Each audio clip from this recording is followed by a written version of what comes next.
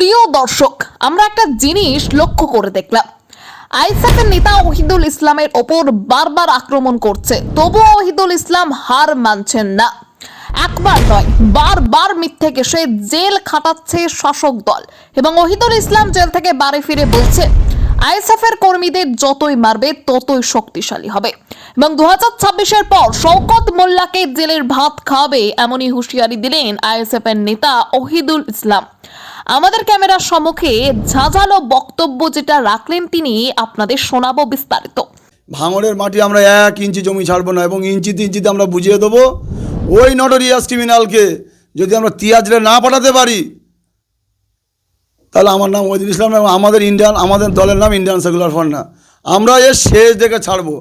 ও কত বড় বাপের বেটা হয়েছে আমরা একবার দেখো লড়াইয়ের ময়দানে দেখো, লড়াই তো করতেই আমরা সাধারণ মানুষের জন্য, অসহায় মানুষের জন্য, যারা আমরা অধিকারের লড়াই লড়তে এসে অধিকার থাকবে এবং এই লড়াই আমরা শেষ দেখে ছাড়বো এবং এই লড়াই জারি থাকবে আগামী দিন।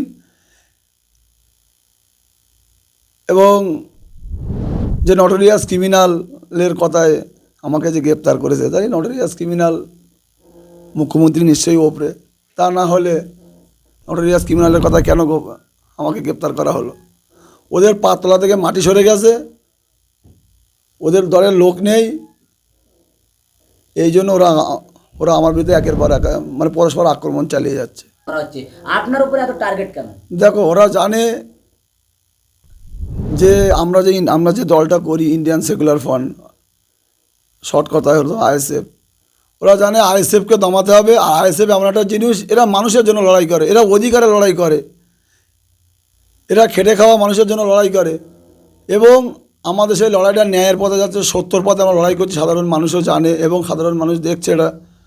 আমাদের নেতার নাম নওশাদ সিদ্দিকী, ওরা সেটা জানে না। আর ওরা যত জেল খাটাবে তত আমরা আরও শক্তিশালী হব, তত আরও আমাদের বাড়বে, মনোবল বাড়বে এবং আমাদেরকে ধমকে রেখে চমকে রেখে ভয় দেখানো যাবে না এবং ওইসব ধমকানি চমকানি আমরা ভয় পাই না। আগামী দিনে লড়াই আরও বৃহত্তম হবে এবং এই লড়াই কোথায় গিয়ে দাঁড়াবে সেটা 2026-এ মানুষের জবাব দেবে। ভাঙড়ের মাটি আমরা 1 ইঞ্চি জমি ছাড়বো না এবং ইঞ্চিতে ইঞ্চিতে আমরা বুঝিয়ে দেবো ওই নটোরিয়াস ক্রিমিনালকে যদি আমরা তিয়াজরে না পাঠাতে পারি তাহলে আমার নাম ওহিদুল ইসলাম এবং আমাদের দলের নাম ইন্ডিয়ান সেকুলার ফ্রন্ট না। আমরা এর শেষ দেখে ছাড়বো। ও কত বড় বাপের বেটা হয়েছে আমরা একবার দেখবো। এই জেল থেকে ফিরে এই যে হুঁশিয়ারি, ভয় লাগছে না? বারংবার কিসের ভয়?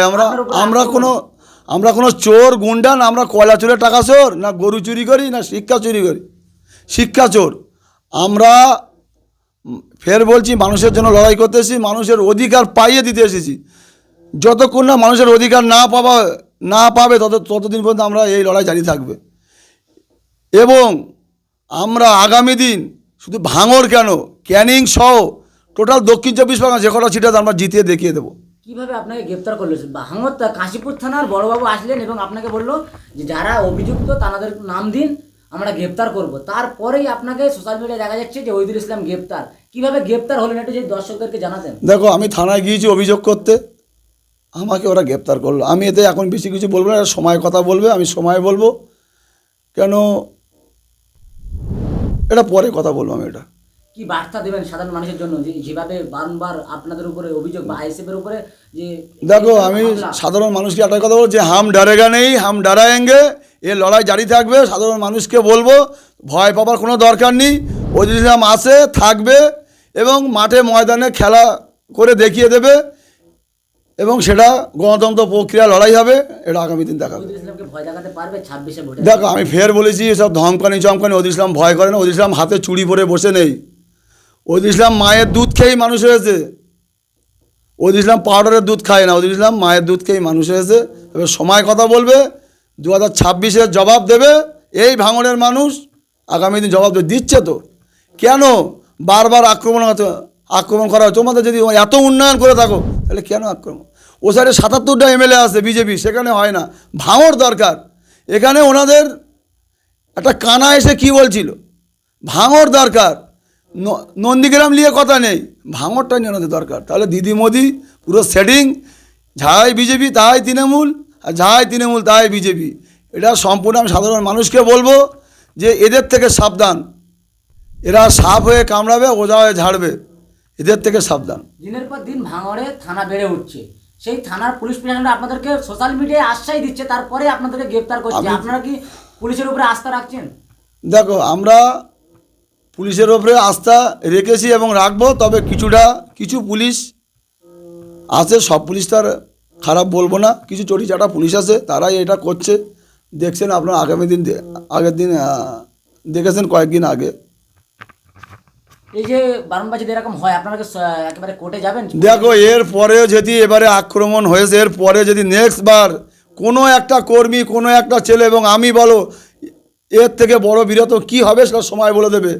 ফের আমি বলেছি, আমি ডরেগা নেই, হাম ডরায়েঙ্গে। দেখা হবে ময়দানে। গণতন্ত্র